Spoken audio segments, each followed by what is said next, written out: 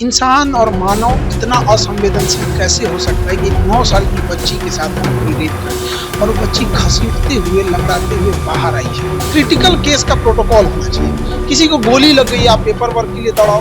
कोई बच्ची का रेप हुआ, मर रही है एम्बुलेंस में, आप उसको 4 घंटे एम्बुलेंस में खड़ा रखो। आज बकरीद का दिन है, तो पूरे देशवासियों की बकरीद मुबारक, बकरीद की शुभकामनाएं।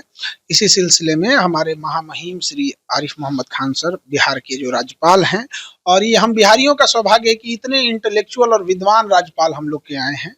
और इसी क्रम में वो एक बार आए थे यहाँ हमारे पास, तो उन्होंने कहा था कि हम एक बार जरूर आएंगे, तो आज वो आए। और जब हम उन्हें ले जा रहे थे तो रास्ते में क्लासरूम था, तो कहे कि हम इन्हें देखना चाहते हैं। क्लासरूम क्लासरूम जब देखे तो अचंभित हो गए।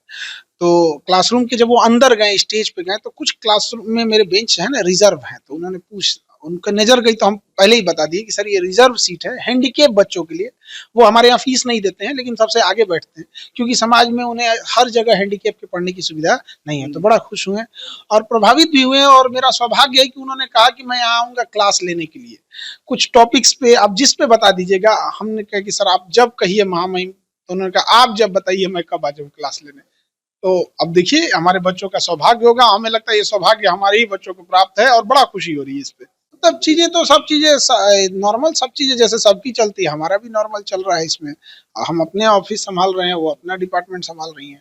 बहुत बहुत निर्मम घटना हुई है। राज्यपाल महोदय बड़ा मर्माहित थे, वो हमसे बोल रहे हैं कि इंसान और मानव इतना असंवेदनशील कैसे हो सकता है कि एक 9 साल की बच्ची के साथ अगर कोई रेप करे और वो बच्ची घसीटते हुए लंगड़ाते हुए बाहर आई है, और एम्बुलेंस में जब उसे वापस ले, कितनी असंवेदनशीलता है, वहां से भेज दिया है यहाँ पीएमसीएच, यहाँ पे इस फाइल में दौड़ो, एम्बुलेंस में दौड़ो, एडमिट करेंगे कि नहीं। मतलब मानव में बेसिक अंतर क्या होता है, आपकी तकलीफ से हमें तकलीफ लगे, यही तो मानवता की पहचान है। वरना जानवर में क्या है, एक जानवर दूसरे जानवर को काट रहा है, तो हम लोग कहाँ जा रहे हैं। ये इस तरह की निर्मम चीजें दिखाती हैं। और सरकार से भी कहते हैं, पूरे वकीलों से कहते हैं कि ऐसे रेप करने वाले, एसिड अटैक करने वाले, दहेज के लिए मारने वालों पे आप ऐसे लोगों का मुकदमा न लड़े तो ज्यादा बेहतर है। बाकी वकील लोग इस पे ज्यादा जानते होंगे, उनका यूनियन बहुत अच्छा है, हम बहुत सारे वकीलों को जानते हैं। वो लोग, बहुत सारे ऐसे वकील को हम जानते हैं जो हाई कोर्ट में है, सुप्रीम कोर्ट में, वो जब जान जाते हैं कि व्यक्ति गलत है तो नहीं लेते हैं केस, कहते हैं मैं जेन्युइन केस लड़ता हूँ यहाँ पे। और वकीलों की एकता बहुत मायने रखती है। देश की आजादी दिलाने में बहुत बड़ा योगदान था वकील। देखिए हॉस्पिटल्स का एक क्रिटिकल केस का प्रोटोकॉल होना चाहिए। किसी को गोली लग गई, आप पेपर वर्क के लिए दौड़ाओ। कोई बच्ची का रेप हुआ, मर रही है एम्बुलेंस में, आप उसको 4 घंटे एम्बुलेंस में खड़ा रखो। ये सब चीजें नहीं, एक प्रोटोकॉल होना चाहिए कि हाँ, अगर किसी के ऊपर गोली लग गई, एक्सीडेंट हो गया, किसी रेप जैसी घटना हो गई, कोई एसिड अटैक कर दिया, जला दिया, आप इसमें क्या चीज फॉर्मेलिटी निभा रहे हो यार।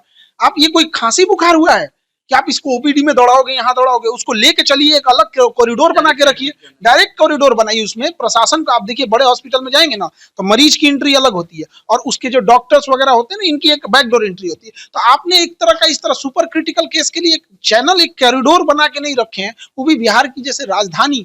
अब जैसे कोई छोटा शहर, छोटा गांव में छोटा हॉस्पिटल रहता है, तो आप कह सकते हैं कि इस हॉस्पिटल में उतनी सुविधा नहीं है। सबसे बड़ा हॉस्पिटल है, किस काम का, बिल्डिंग से बड़ा हॉस्पिटल थोड़ी हो जाता है यहाँ पे। आप क्या कर रहे हैं इस चीजों को, क्या इस पे पूरी मुजफ्फरपुर, जब इस तरह की निर्मम हत्याएं होती है, इस घटना होती है, पूरे राज्य का, पूरे जिले का नाम सर से नीचे झुक जाता है यहाँ पर। तो ऐसी नहीं होनी चाहिए ऐसी घटना। हम लोग तो शिक्षा जगत में है, शिक्षा जगत में ना बड़ा करेंगे जो भी करना होगा। तो हम लोग की कोशिश यही रहती है कि जैसे भी शिक्षा को आसान, सस्ता और हर तरह तक के लिए सुगम बनाया जा सके, ताकि कोई भी विद्यार्थी पढ़ सके और पढ़ाई बाधा ना आ सके। बच्चों के अंदर पढ़ाई बाधा क्या आती है, एक कभी कोई गरीब फैमिली से है तो उसका स्कूलिंग अच्छे से नहीं हुई, तो अपने आप को बड़ा लो फील करता है। तो एज ए शिक्षक हमारी जिम्मेदारी बनती है कि उसे लो लेवल से हाई लेवल तक जाए। अगर पैसे नहीं है तो एकदम मिनिमम फीस लेके, जिससे कि एक ऑर्गेनाइजेशन चल सके, वो लेके उसे पढ़ाया जा सके, और टू द पॉइंट पढ़ाएं जो एग्जाम में आए। तो यही मेरा 3 उद्देश्य होता है।